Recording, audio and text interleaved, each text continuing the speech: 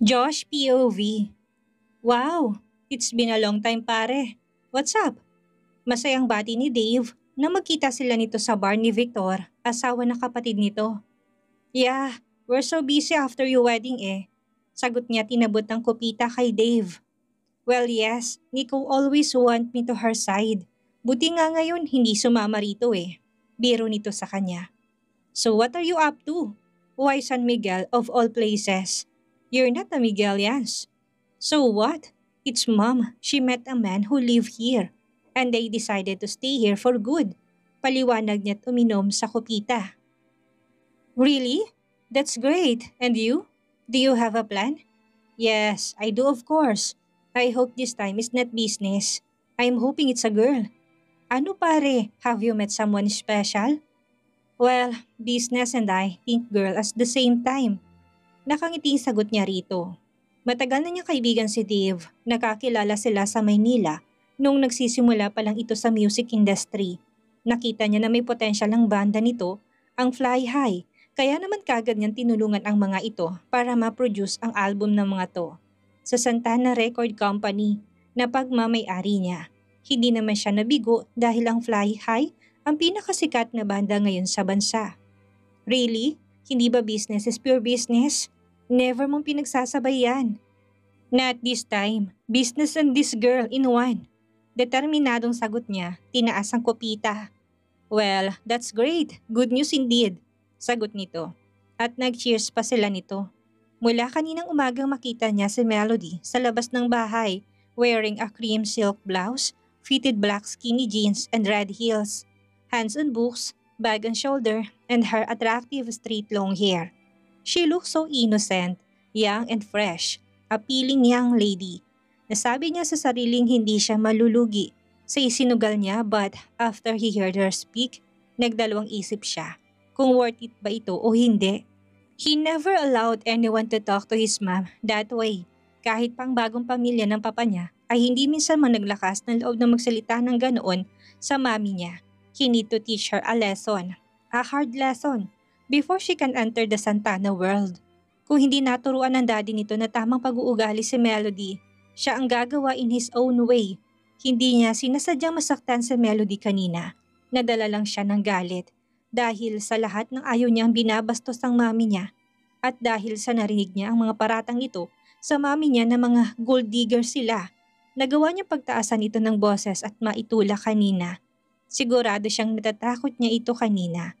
Kitang-kita niya sa mga mata nito ang takot pero pilit nitong tinatago. Dahil mapagmataas ito, akala marahil nito ay masisindak siya nito. Melody's POV. Pinagmasdan niya sa salamin ng sarili habang sinusuklay ang mahabang buhok. Halos hindi naman siya nakatulog buong gabi sa dami ng iniisip niya. First, about sa daddy niya. Never silang nag-away nito ng ganun. Kagabi lang at dahil yun sa mag-inang nais pumasok sa buhay nila. Second, si Josh na halos sakta na talaga siya nito kagabi. Idagdag pa ang bugbog sa siko niya at ang marka ng kamay nito sa braso niya. This is not happening to me. Wala pang 24 hours na makilala ko siya at ganito na kagad ang dinanas ko sa mga kamay niya. Paano pa kung magtagal pa siya dito? Tanong niya. Nasa iyo ang lahat ng karapatan sa bahay na to at sa asyendang Melody. Huwag na huwag kang papayag na maagawan ka. Sabi niya sa sarili and raised her chin with fraction. I'll fight for my rights. Determinadong sabi niya sa sarili. Pagbaba niya ng komedor, kaagad niya napansin si Sheila. Nag-aayos ng almusal sa mesa. Pinaikot niya mga mata dahil sa inis na nararamdaman. Naiinis siya dahil tila at home na ito sa bahay nila. At pati pagkain nito na ang nag-aasikaso. Oh iha, good morning. Halika, kumain ka na. Magiliw na yaya ni Carmela sa kanya. Where is my dad? Tanong niya, hindi pinansin ang magiliw na bati nito. Maaga siyang pumunta ng asyenda. Kasama si Josh, may inaayos yata sila. Josh, your son is still here? Yes. Dito na muna siya magstay for a while habang hindi pa tapos sa mga gawain sa asyenda. Really? Nakataas kilay na sabi niya. Hindi na itinago ang pagkadisgusto. Why I have this strong feeling you all planned this? Mataring na akusan niya dito. What's plan? Nagtatakang tanong ni Carmela at nahinto sa paghahanda ng pagkain sa mesa. All this, ang pakikipagrelasyon mo sa daddy ko, ang pagpili mong lumipat rito with your son. Hindi ko alam kung bakit pinapayagan siya ni dad na magtrabaho sa asyenda. At ang hindi ko rin maintindihan kung bakit ang dali niyo siyang napaikot at ganun na lang ang tiwala niya sa inyo. This is insane! Ang mahabang litanya niya, nakita niya nag-ibang mukha nito. Marahil nagulat sa sinabi niya, pero hindi niya yun pinansin. Pinatigas ang mukha habang nakatingin dito, naghihintay ng isasagot nito. I don't actually know what to say. Mahinang sagot nito na tila ba hindi ito makabasag pinggan. Pinaikot niya mga mata sa inis sa sobrang demure act nito. Samantalang alam naman niya na pinlano talaga nito. Ang lahat para kahit papano may mapakinabangan sa kayamanan ng daddy niya. Yes, of course. Yan ang sasagot mo. Dahil hindi mo sasabihin sa akin kung anong mga pagpapaikot ang ginawa niya sa daddy ko. But this is not forever. Oras na makapagtapos ako at kaya ko nang i-handle ang asyenda. Ako mismo magpapalaya sa'yo sa hambog mong anak. Galit na sigaw niya rito at mabilis na tumalikod. Iniwan si Carmela na gulat sa mga sinasabi niya. Wala siyang pakialam kung magsusumbong man ito sa daddy niya. Basta siya, nasabi niya kung anong nararamdaman niya sa pagdating ng mag-ina na walang dudang nais lang agawin sa kanya ang daddy niya, pati ng asyenda at lahat ng kanya. Josh POV. Ma, what's wrong? Nagtatakang tanong niya nang makitang ina na tila naninikip ang dibdib sa harap ng mesa. Kararating lang niya galing asyenda. Pinakita kasi ni Mr. Soriano ang problema ng asyenda na dapat na aksyonan ngayon. Ma, are you okay? What happened? Tanong niya ulit na makalapit na rito. Hawak pa rin itong naninikip nitong dibdib. I'm fine iho, wala ito. Sumama lang pakiramdam ko. Simpleng sagot nito. Halata niyang ayaw lang nitong sabihin ang dahilan. Then why? Never namang sumama ang pakiramdam mo ng ganyan. Unless, sumama ang loob mo.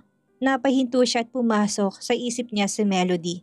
Napatiimbagang siya, pero umaasa siyang walang kinalaman si Melody sa nangyayari sa mama niya ngayon. Wait ma, have you talked to Melody? Tanong niya rito, hindi ito kumibo, humugot siya ng malalim na paghinga. Dahil walang duda na si Melody ang dahilan. Kinausap niya kayo? Tanong niya na nasa tonong kasiguraduhan. Water please! Sigaw niya dahil tila pinangangapusan ng hininga ang mama niya. Heto po sir, tarantang sabi ni Carmen nang makalapit na sa kanila. Here ma, drink this. I'm fine iho.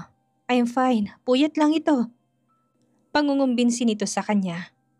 Magpahinga na muna kayo ma, in 30 minutes darating na si uncle. Mana Carmen, pwede bang samahan si mommy sa silid niya? Opo Sir Josh. Mabilis na sagot ni Carmen at inalalayan nito ang mommy niya. Hay naku man, huwag niyo po kasi pinagpapapansin ng alaga ko. Wala sa loob niya na minsan ang mga sinasabi niya. Hayaan niyo't pagsasabihan ko siya. Minsan nakikinig naman sa akin yun eh. Narinig niyang sabi ni Carmen at kahit hindi nasabihin pa ng mama niya na si Melody ang dahilan ng paninikip ng dibdib nito. Malakas ang kutob niyang may kinalaman si Melody. That spoiled brat? Inis na bulong niya. Binalahan na kita. Di ka nakinig. It's your fault if hindi ko mapigilan na saktan ka. Bulong niya't mabilis na lumabas ng bahay nang mabasang map na sinend ni Dave. Ew!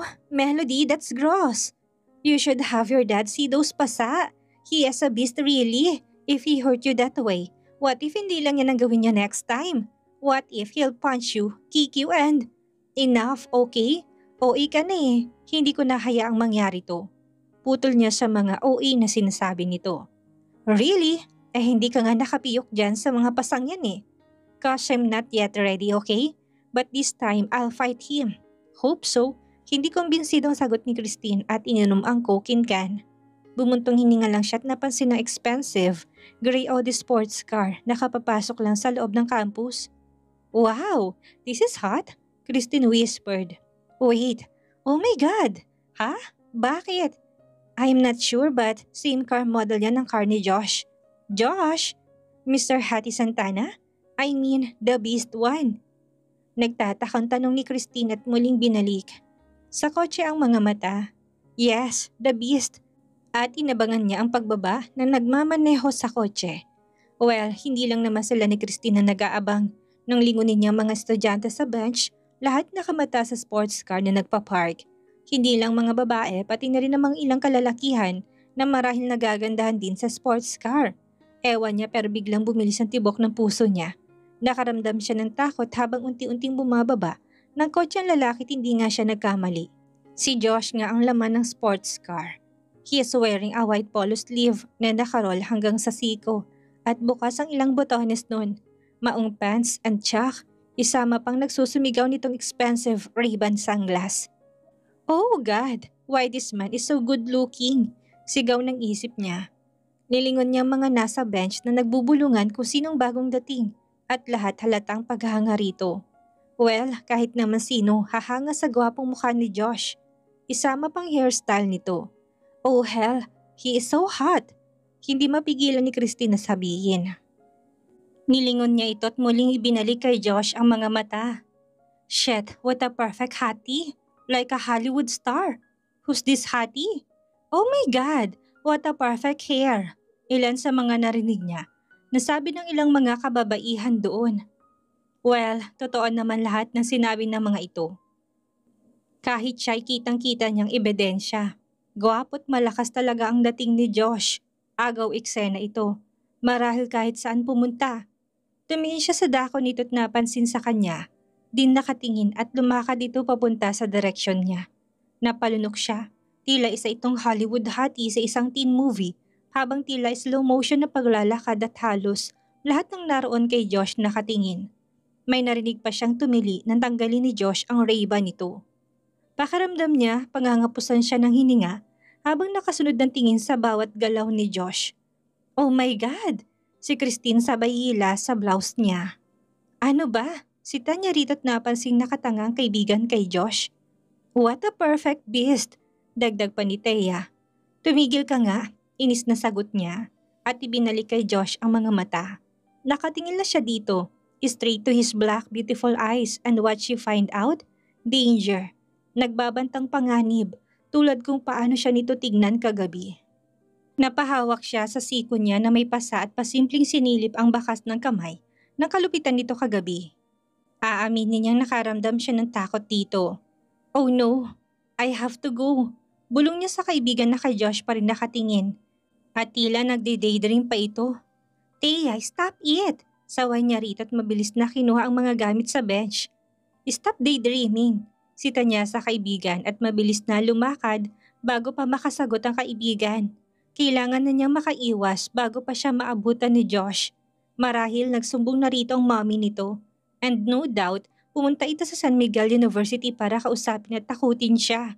Worst, baka saktan siya ulit nito tulad kagabi. Tulad ng mga banta nito. Why? What's wrong?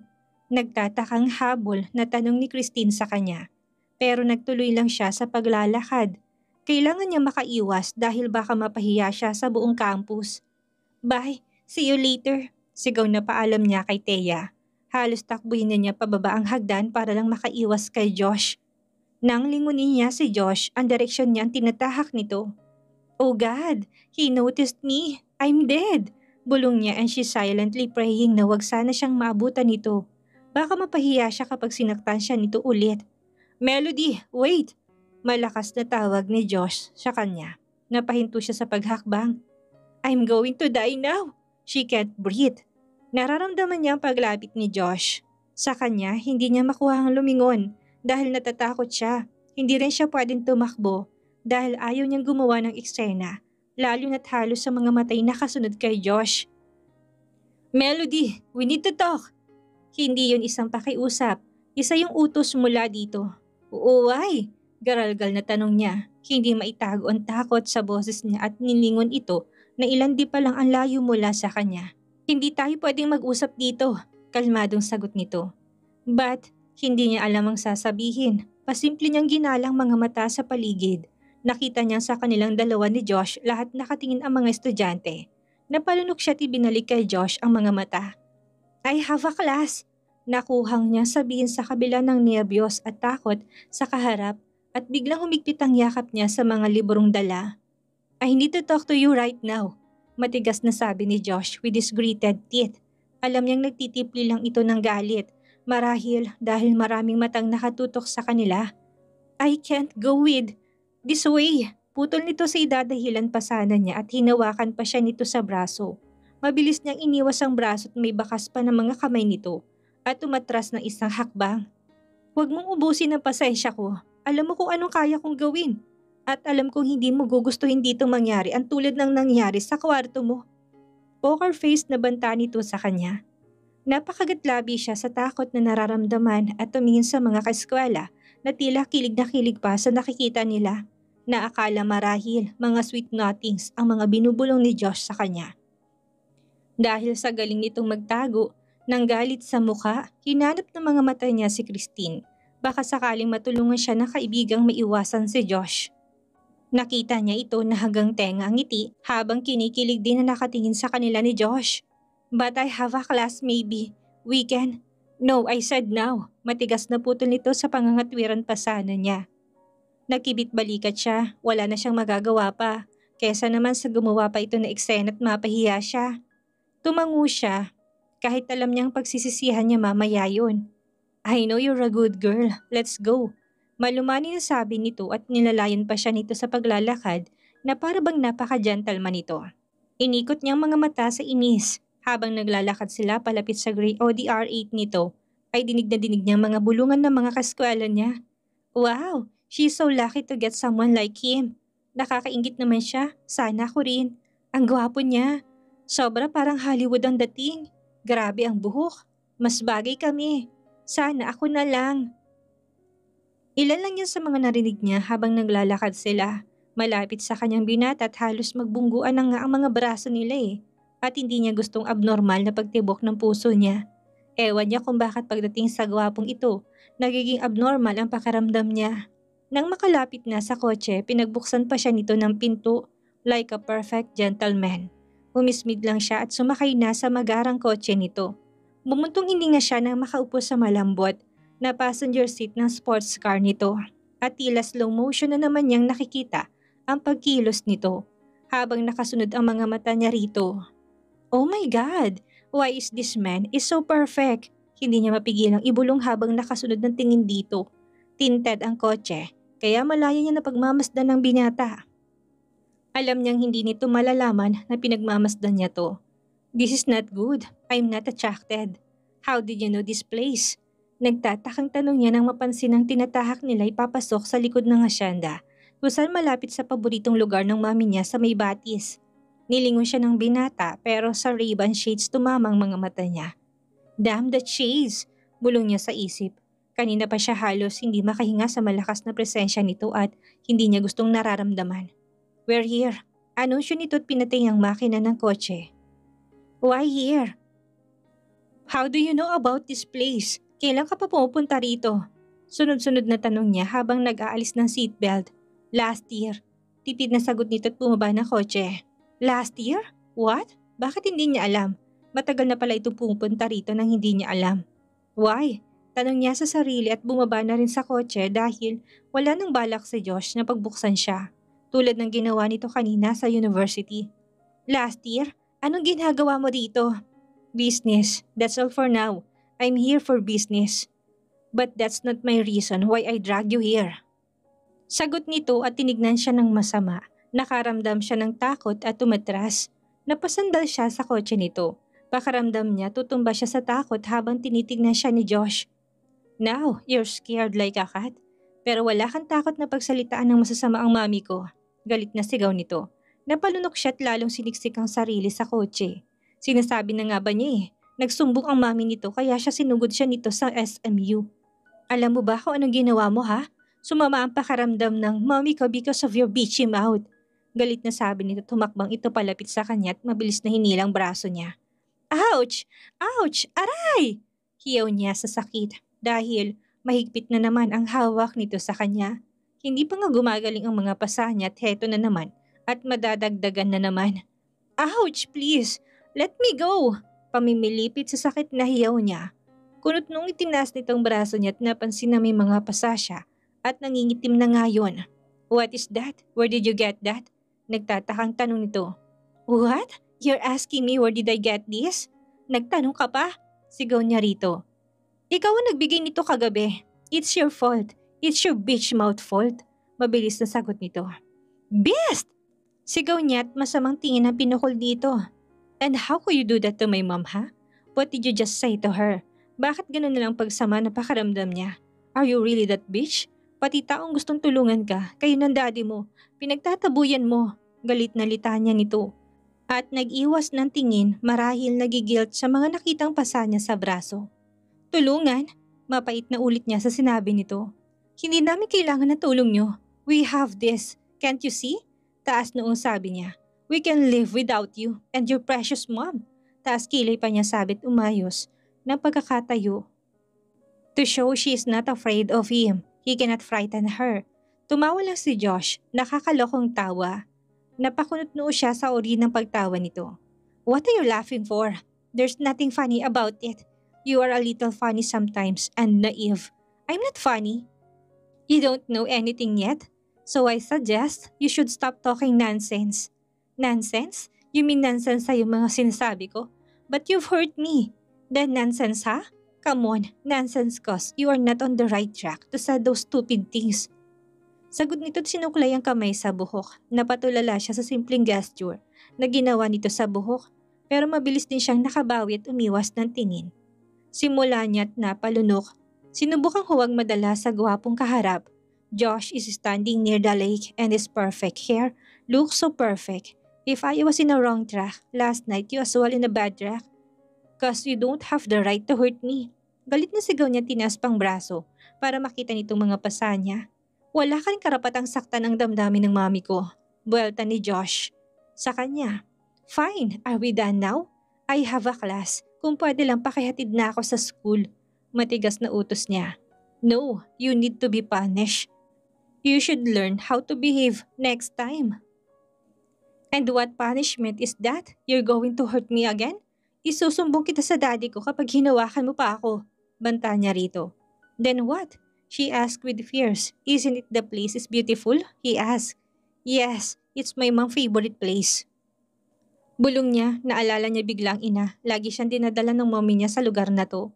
Napaka-peaceful kasi. Puro matataas na punong mga naroon. Malilim ang lugar dahil sa mga malalaking puno sa paligid nito. Isama pang batis na siyang nagpapaganda sa lugar na yon. Ang lagaslas ng tubig sa malinis na batis.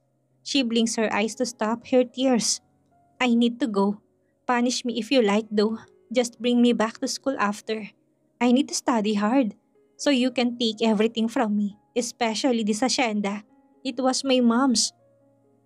She said with determination, scan the place. You and your mom can take this away from me. After ko makagraduate, magtatrabaho ako dito. At sisipain ko kayong dalawa paalis dito, she continued with gritted teeth. Why you always think we want to take this from you? Tanong nito. Gold digger, she answered without hesitation. Don't dare, say that again. Galit na sigaw nito at hinila siya sa braso at napatili siya sa sakit at patulak siya nitong binitawan. Na out of balance siya kaya naman bumagsak siya sa damuhan. Ouch! Hiyaw niya. Tinignan lang siya ni Josh. Beast! Sigaw niya rito at pinagpagan ang dark blue. Skinny jeans. Spoiled bitch. Josh snapped and turned around pabalik sa kotse nito. How could you? At tumayo inalis ang dumikit sa damit niya. Josh! At naglakad palapit sa kotse nito. What are you doing? Gulat na tanong niya na makitang pasakay nito sa kotse. Josh! Josh! Tawag niya rito pero nagtuloy lang ito sa pagsakay sa kotse. What the heck, Josh? Don't tell me, iwan mo ko. That's right. Matigas na sagot nito at sumakay na sa kotse. What? Josh! Josh! Josh! Really, iiwan niya ako dito? What? Josh POV. Hindi niya planong iwan si Melody doon. Wala siyang balak na ganun. Kakausapin lang niya at tatakutin para wag nang gawin ulit ang ginawa nito sa mommy niya. But he got mad. Really mad dahil sa matabil na dila ng dalaga. Napuno na siya kaya nga nagawang iwan si Melody sa batis. Wala namang masamang mangyayari kay Melody. Dahil pagmamayari naman ito ang asyenda at marahil, kilala ito ng mga tauhan doon. At kung makita ito ng mga tauhan, ihahatid naman siguro ito sa bahay. Pero paano kung hindi? Paano kung ibang taong makakita kay Melody doon? Paano kung hindi kilala bilang anak ng may-ari ng asyendang makakita dito? Kinabahan siya bigla nang maisip na maaaring mapahamak si Melody dahil sa kanya. Oh shit! Mura niya tininto ang kotse. Napansin niya na nasa kotse pang mga gamit ni Melody. Kinuha niyang bag at tinignan ang laman noon. Wallet, makeup kit, school stuff, and her phone. Her phone? Shit! Mura niya at mabilis na in-start ang kotse. Melody's POV. How could he do this to me? Paano ko uuwi? Pati gamit ko hindi man lang niya binigay. Kahit yung phone ko lang sana para makatawagan ko. Ang daddy ko at magpapasundo ako sa kanya. At isusumbong ko na siya sa mga pananakit niya sa akin. Parang batang maktol niya. Nais niyang maiyak pero nagpakatatag siya. Hindi siya dapat umiyak. Ikakatuwa ni Josh ang pag-iyak niya. Malayong bati sa bahay ng mga trabahador ng daddy niya sa asyenda. At sigurado siyang hindi nagpupunta ang mga tauhan ng daddy niya sa lugar na to. Dahil alam nila na ang lugar na yun ay sagrado sa mommy niya. Kaya laking pagtataka niya kung paano nalaman kaagad ni Josh ang lugar na yun. Ganun na ba ito kakilala ng daddy niya? Pati ang mga lugar na paborito ng mami niya nadala na nitong anak na kinakasama nito? I hate you. I hate you so much! Bulong niya sa inis. Ewan niya kung bakit ganun sa kanyang lalaki. Well, oo. Masama ang tabas ng dila niya pagdating sa kanya at sa mommy nito. Pero dahil yun ang totoo, walang gold digger na amin na isa silang gold digger. I hate you, Josh Santana. You're a beast. Halos sigaw na sabi niya dahil sa galit at sama ng loob dito. Sinimulan niyang maglakad papunta sa gate sa likod kung saan sila pumasok ni Josh kanina. At mula doon, maaari siyang makakita ng masasakyang maghahatid sa kanya sa harapan ng gate ng asyenda. Kapag nakauwi siya, isusumbong na talaga niya si Josh sa daddy niya.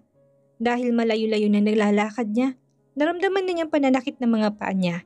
Suot pa naman niya ang favorite black high heels niya na tinerno niya sa cream pants na dahil sa pagkatumba niya kanina, marumi na rin. I hate you! Bulong niya ulit at tinignan ng sapatos ng dumi-dumi na nantakong dahil sa haba ng nilakad niya at nabigla siyang nakarinig ng papalapit na kotse. Sasakyan yun na! Bulalas niya tila ba may pag-asa na siya't naglalakad para salubungin ang kotseng paparating. Sana si Daddy! Dasal niya't nang makita niya kung anong ginawa sa kanya ng anak na pinakamamahal nito. Kumunot ang noon niya nang makitang gray Audi R8 ni Josh ang paparating. What? Nakonsensya ba siya at binalikan ako? Huminto sa mismong harapan niya ang kotse at bumaba si Josh in all his glory and poker face. You're back! Nakonsensya ka ba? She asked with raised brow. Sinulipan siya ni Josh. She looks messy. Magulo ang mahabang buhok dahil sa malakas na hangin at mula-mulang mga mata niya. Get in the car. Utos nito. Why? San mo na naman ako ililigaw? Just get in the car. Muling utos nito. I hate you. I wish hindi na kita nakilala. Galit na sigaw niya dito at sumakay sa kotse at buong lakas niyang sinarang pinto ng kotse. Hindi niya mapigilang humagulhol kahit ayaw niya. Masama ang loob niya. Natatakot siya. Masakit ang paa niya. Pagod na pagod siya at halos 20 minutes din siya naglalakad. Stop crying. He whispered, stop crying. Shit you! You frightened me to death. Sigaw niya habang umiiyak. Hindi ko gustong gawin yun. Ngunit ginawa mo. Cause you're a beast. She said between her teeth. I hate you. I never met as rude as you. You're nothing but a beast.